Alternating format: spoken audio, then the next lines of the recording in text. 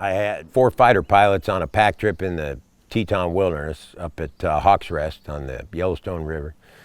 And we sitting around the fire and fishing every day. And I got so tired of their stories that I left and called a buddy of mine and said, "You got to do my next pack trip." And I figured out how I could get in and go to flight school.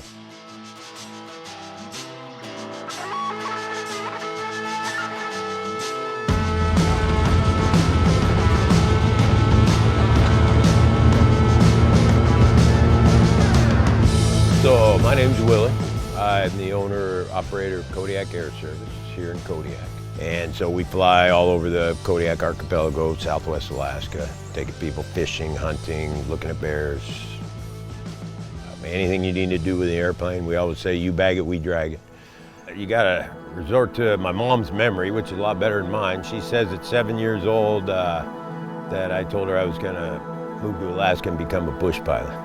So it took about a little over 20 years, but then I made it.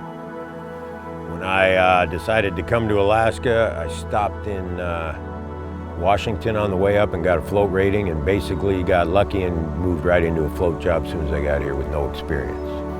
And I knew that all I wanted to fly was a Beaver, so I actually got my float rating in a Beaver. And then another pilot didn't work out, and they said, "Well, you think you can fly that?" I'm like, "Oh yeah, I can fly that." That's been flying a Beaver ever since. It's the only airplane I care about flying. Beavers are the iconic bush plane. They do everything we need to do. They're built solid. I mean, it's 72 years old. If you think about it, it's pretty amazing. And they built them from 47 to 67. Built about 1,600 of them. It's a good all-season plane. It'll do anything well.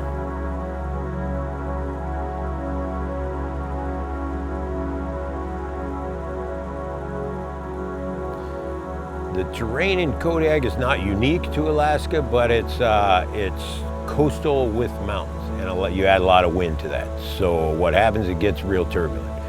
So between the wind and the fog and the rain and the mountains and then the ocean swells, there's just a lot of judgment involved, you know.